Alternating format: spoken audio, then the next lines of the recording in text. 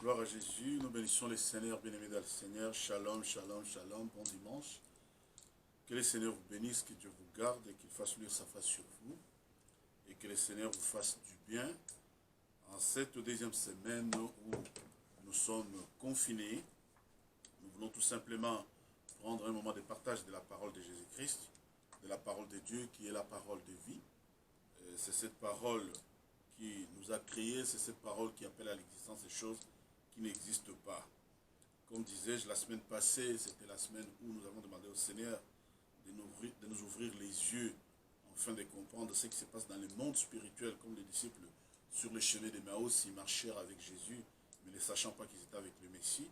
Voilà pourquoi nous avons mis l'Église dans un moment de repentance, de prière, d'imploration du pardon de l'Éternel, de manière à ce que chacun puisse se réconcilier avec le Seigneur par la repentance. Et nous avons exploité dans nos chambres hautes, chacun chez soi, les livres de Luc, dans lesquels nous avons longtemps demandé au Seigneur de nous ouvrir les yeux, afin qu'il pardonne nos péchés, nous nous sommes repentis. Alors ce matin, bien-aimés dans le Seigneur, avant toute chose, nous allons commencer par un court moment de prière. Nous bénissons ta parole, notre Dieu, Seigneur Dieu Tout-Puissant, Créateur de choses visibles et invisibles. La parole est oui, la parole est amen. Ta parole, Seigneur, c'est toi qui as laissé le trône d'honneur et qui est descendu, Seigneur, sur une infâme bois. Tu as accepté, Seigneur, de porter nos vies pécheurs et de faire de ta vie, Seigneur, toi les saints, de te faire pécheur pour nous. Béni sois-tu ce matin, Seigneur, que ta parole produise dans chacun d'entre nous les fruits dignes de foi et de confiance en toi, les dieux qui, depuis les temps des temps, tu nous as toujours gardés, et tu es descendu vers nous, Seigneur, pour nous tirer de notre opprobre et de faire de nous, Seigneur, un royaume de sacrificateurs pour Dieu le Père. Tu as fait de nous, Seigneur, les enfants du royaume à cause de ton amour, pas parce que nous te l'avions demandé, pas parce que nous l'avions voulu, mais c'est à cause de tes bontés.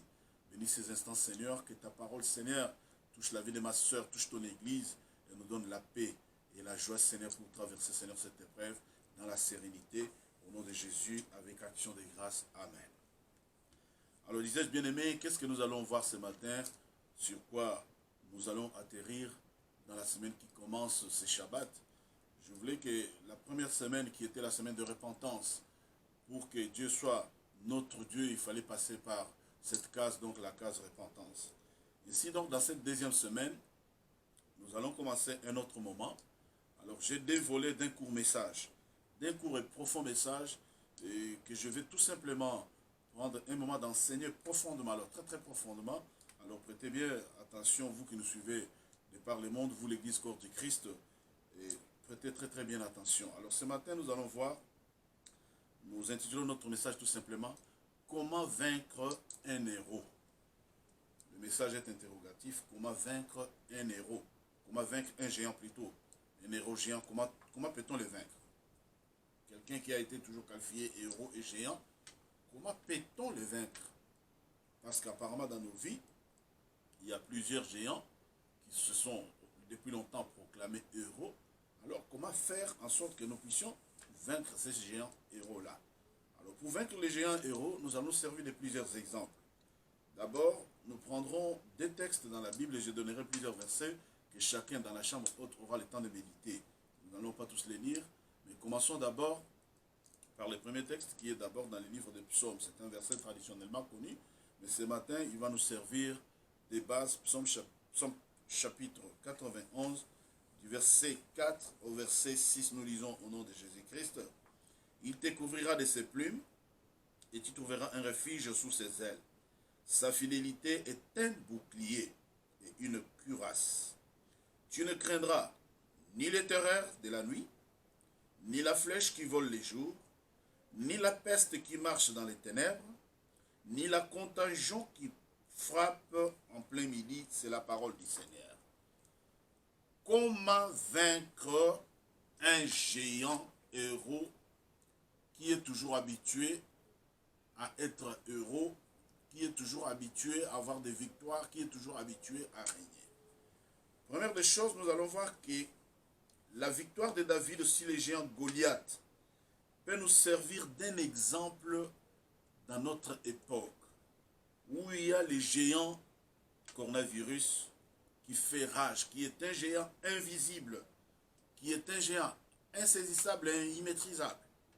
Alors, comment faire pour vaincre ces géants? Première réponse d'abord, il faut maintenant se servir au jour d'aujourd'hui de l'exemple et de la vie de David devant Goliath. Maintenant, laisse-moi m'expliquer un seul instant. Pour se servir de l'exemple de David devant les géants Goliath, afin de vaincre les géants héros de nos jours, dit-on, la Bible dit, il te couvrira de ses plumes. Première réponse, la première chose, bien aimé, qu'il faut faire pour vaincre un géant, il faut la couverture spirituelle. Il faut la couverture. Et la première couverture, mais c'est Dieu lui-même qui te couvre et me couvre, bien aimé, dans les Seigneurs. Beaucoup de chrétiens de nos jours marchent sans couverture spirituelle. David est allé devant Goliath, étant couvert de l'ombre. La Bible dit, il te couvrira. Dans ce chapitre, traditionnellement, qu'on est très souvent cité, la Bible dit, très souvent les gens nous arrêtons, c'est lui qui repose à l'ombre de Tout-Puissant, repose, etc., etc. Qu'Émile tombe à ma gauche, 10 000 à ma droite.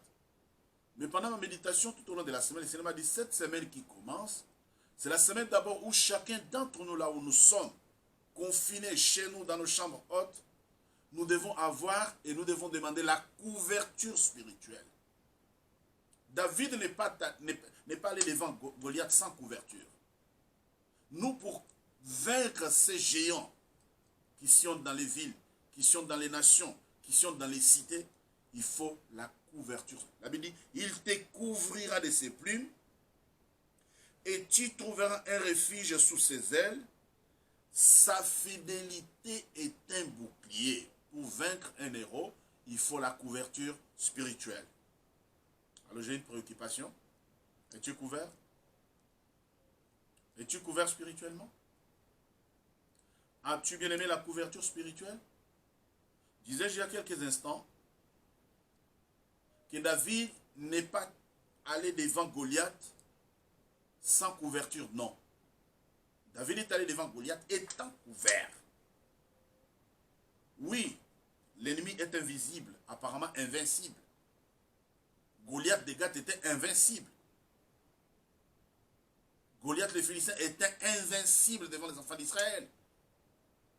Mais quand un homme couvert par la plume, couvert par la fidélité, couvert par la bonté de Dieu est arrivé devant Goliath, pour vaincre l'ennemi, il faut une bonne couverture spirituelle. Bien aimé, la semaine qui commence, bien aimé, j'ai une préoccupation profonde ce matin. J'ai une préoccupation profonde et j'aimerais que chacun d'entre nous prenne le temps de s'asseoir et de méditer. Il te couvrira de ses plumes et tu trouveras un refuge sous ses ailes. Sa fidélité est un bouclier et une cuirasse. Sa fidélité est un bouclier. Donc pour que Dieu soit ton bouclier, ta vie doit lui plaire. Pourquoi Dieu te couvre? Bien aimé, pourquoi le Seigneur doit couvrir? Pourquoi le Seigneur nous couvre? Le Seigneur nous couvre pour que nous ne puissions pas occuper l'espace de mètres carrés qu'il nous donne sur la terre en vain. Non. Le Seigneur te couvre pour une cause. Le Seigneur a couvert la vie de David et David était utile pour le Seigneur. Quand le Seigneur te couvre, c'est pour que tu sois utile pour lui. Alléluia, que le Seigneur soit loué. Quand le Seigneur te couvre, quand tu as la couverture spirituelle, c'est pour que tu sois utile pour le Seigneur. Peut-être je parle de la couverture, les gens pensent que je suis en train de me mettre, je ne m'amise pas, je parle profondément, je dis, si le Seigneur te couvre, si tu as la couverture spirituelle, regarde, David a la couverture spirituelle. La Bible dit, il te couvrira de ses plumes. Et pendant longtemps, Goliath de Gath a terrorisé les enfants de Dieu. Et David arrive, il pose la question, on lui explique, tout le monde le sous-estime, mais c'est sachant couvert de Dieu, il a fait promesse. Et quand il est arrivé devant Goliath, comme il avait la couverture de Dieu, il a eu la supériorité et il a eu la victoire. Il a terrassé Goliath. Ta vie ce matin est-elle couverte? Oui, tout le monde tremble. Oui, coronavirus tremble. Mais je viens te rassurer ce matin. La Bible dit, il te couvrira de ses plumes et tu trouveras un refuge sous ses ailes. Sa fidélité est un bouclier. Le fait que Dieu te réveille matin, midi et soir. Voilà pourquoi j'ai commencé avec l'église d'abord, la première semaine que nous soyons d'abord dans la repentance. Parce qu'on ne sait jamais, tu as bronché, on ne sait jamais, tu as trébuché, mais par la repentance, Dieu renouvelle sa fidélité avec toi. Et après avoir fini de renouveler sa fidélité avec toi, c'est à ce moment-là qu'il te couvre de ses plumes. Et il te couvre. Pas pour que tu sois avare, pas pour que tu sois, je ne sais pas moi, sur les réseaux sociaux en train de critiquer, en train de faire des choses qui ne plaisent pas. Il te couvre pour que tu sois utile, pour que les mètres carrés que tu occupes sur la terre ne l'occupent pas en vain. Pour que chaque espace que tu occupes ne l'occupe pas en vain. Dieu te couvre de sa main puissante pour que tu lui sois utile. Alors, j'aimerais rassurer à l'Église, j'aimerais rassurer aux enfants de Dieu de par le monde, j'aimerais rassurer à l'Assemblée évangélique de la Nouvelle Alliance, toutes nos églises de par le monde, j'aimerais rassurer à chaque membre de notre Église que tu as la couverture de Dieu. Après s'être repenti la semaine passée, tu as la couverture de Dieu. Parce qu'au travers de la repentance, tu attires la fidélité de Dieu envers toi. Maintenant, quand la fidélité de Dieu t'est renouvelée, c'est qui va te protéger contre la contagion, contre la peste, contre tout ce qui se passe dans les mondes. Voilà. Donc, ce qui se passe aujourd'hui, voilà pourquoi j'ai intitulé mon message ce matin, comment vaincre un géant qui apparemment est héros. Regardez bien l'héroïsme diabolique du coronavirus qui a commencé à l'Orient et qui aujourd'hui est en train de terrasser le monde entier. Aucune nation n'est épargnée. Et aucune science, les hommes des sciences, les politiciens, tout le monde est désarmé. Pourquoi sommes-nous confinés? C'est parce qu'il n'y a pas de solution. J'ai entendu notre président, le président de la République a dit, nous sommes en guerre. Il a fait un discours désemparé, déséquilibré. Il a dit 6 fois, plus de 6 fois, nous sommes en guerre contre un ennemi invisible. Et à combien plus forte raison, nous l'église corps du Christ. Si les politiques comprennent que nous sommes en guerre, mais c'est-à-dire nous spirituellement, effectivement, la guerre, elle est réelle. Mais comment maintenant vaincre cette guerre? Comment vaincre un géant? Réponse, il faut la couverture. Et pour avoir la couverture, il faut se référer à la fidélité et à l'alliance avec Dieu. Es-tu dans l'alliance avec Dieu? Es-tu dans l'alliance avec Dieu bien-aimé? La Bible dit, il te couvrira de ses plumes. David est allé devant Goliath, étant sûr de son alliance. C'est la même chose. Le deuxième cas, de la couverture spirituelle. Le deuxième cas, comment vaincre l'ennemi. Je dis, pour vaincre l'ennemi, il faut avoir la couverture de Dieu. Il faut que Dieu d'abord te couvre. Et quand Dieu te couvre, Dieu te met sous l'ombre d'un Moïse. Dieu te donne un père ou une mère qui doit te conduire sur les chemins de la foi.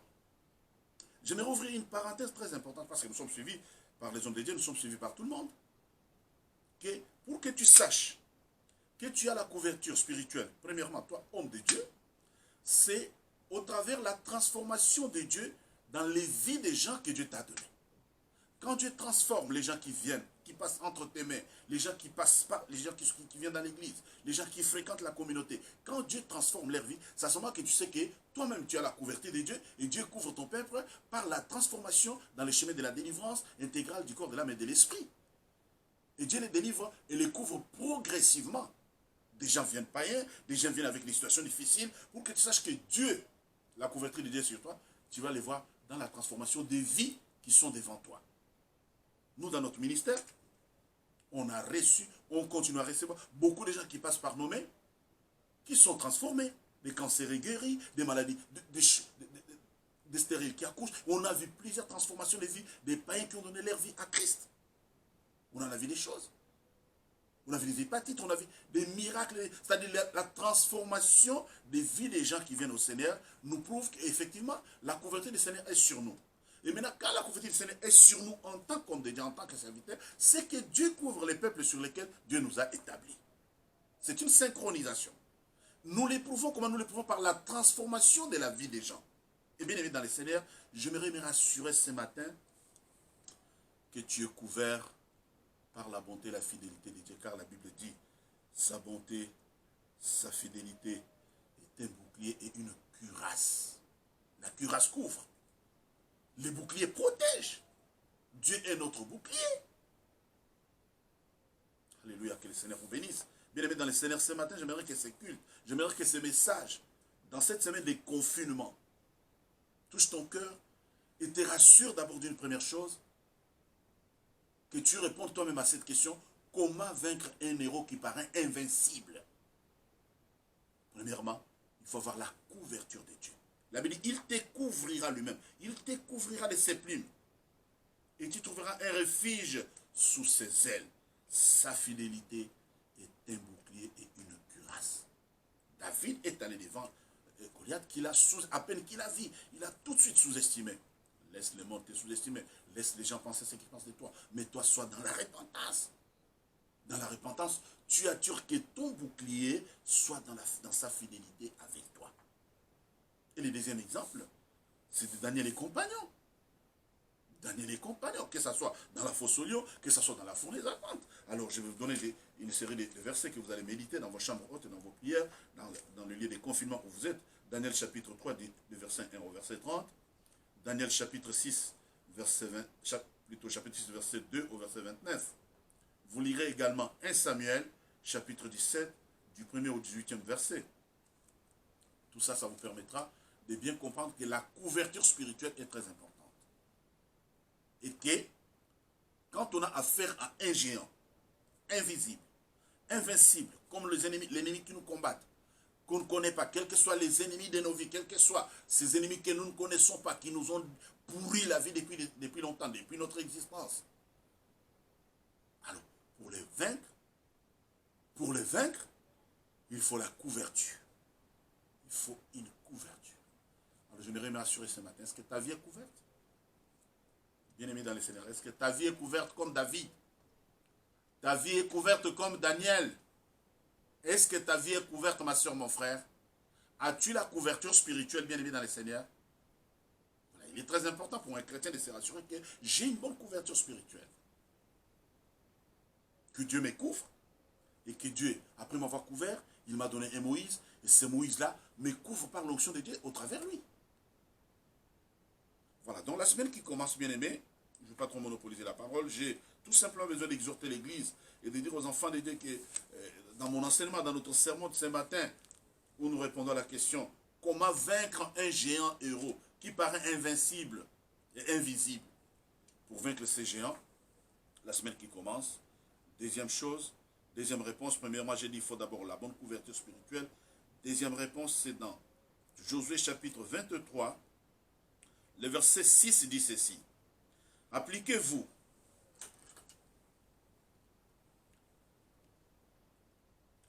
avec force à observer et à mettre en pratique tout ce qui est écrit dans les livres de la loi de Moïse, sans vous en détourner ni à droite ni à gauche. Ne vous mêlez point avec des nations qui sont restées parmi vous. Ne prononcez point les noms de leurs dieux et ne l'employez point en girant. Ne les servez point et ne vous prosternez point devant eux. Voilà la deuxième solution. Verset 8. Mais attachez-vous à l'Éternel votre Dieu, comme vous l'avez fait jusqu'à ce jour. Le deuxième point, bien-aimé dans le Seigneur, nous devons nous séparer des faux dieux, de l'idolâtrie. Nous devons nous attacher au Dieu. Nous ne devons pas faire ce qui est à la mode. Ce qui est à la mode est diabolique. Ce sont des choses des dieux des nations. Ce qui est à la mode dans tous les domaines, dans tous les domaines, ne vous conformez pas. Appliquez-vous avec force et détermination. Appliquez-vous à mettre en pratique tout ce qui est écrit dans la loi de Moïse. La Bible dit, ne vous conformez pas aux dieux de nations. Ne faites pas comme les nations. Nous, en tant que chrétiens, le temps est très mauvais. Les nations sont confinées, toutes les nations du monde sont confinées. Confinées parce qu'il y a un géant, invincible, invisible, qui frappe à tout moment et qui frappe toutes les générations.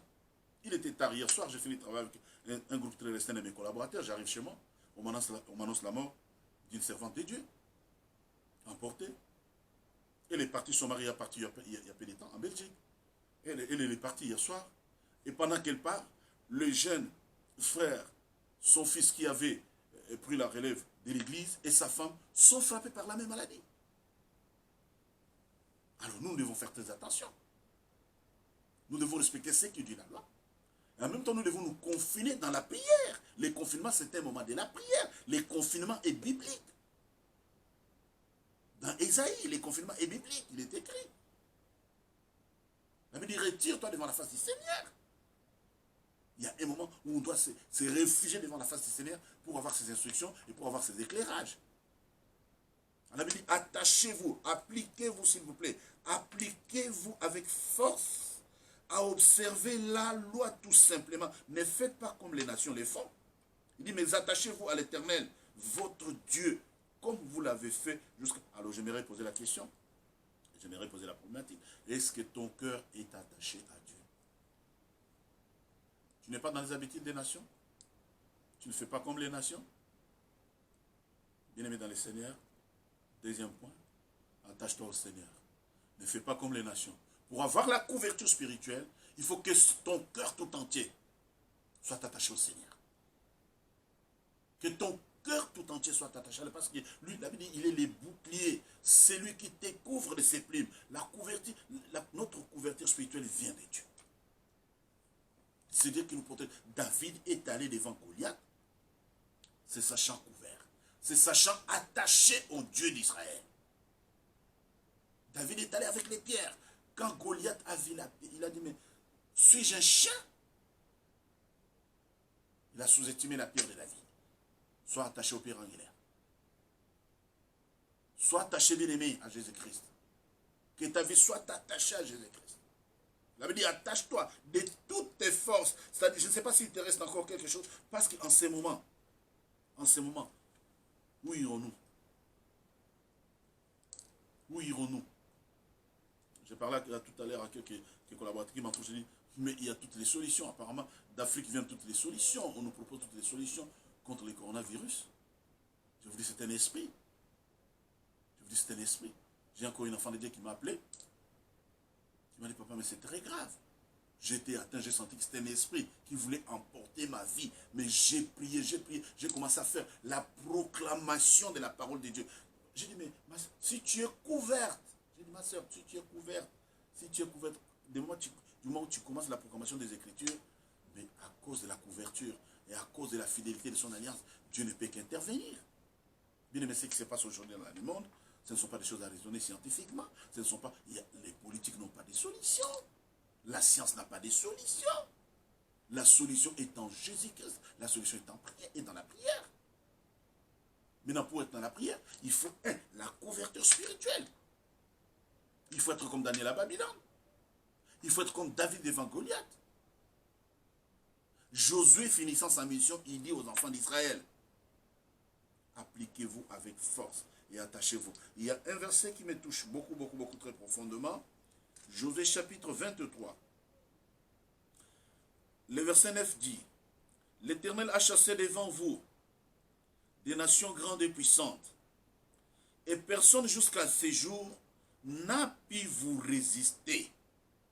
Un seul d'entre vous en poursuivait 1000, car l'Éternel votre Dieu combattait pour vous, comme il vous l'a dit. Verset 11. Veillez donc attentivement sur vos âmes, afin d'aimer l'Éternel votre Dieu. Amen. Veillez attentivement sur vos âmes, afin d'aimer l'Éternel votre Dieu. Voilà les solutions. Voilà les réponses comment vaincre l'ennemi. C'est Dieu qui combat notre ennemi. C'est Dieu qui nous défend. C'est Dieu qui prend les devants. C'est lui notre bouclier. Le Seigneur Jésus-Christ est venu nous chercher dans nos péchés. Paul dit, quand nous étions morts, il a donné sa vie pour nous tirer de l'ombre de la mort. Jésus a payé de sa vie. Jésus est venu nous chercher dans la profondeur de nos péchés. Que la semaine qui commence soit la semaine ou quand tu t'aimais devant les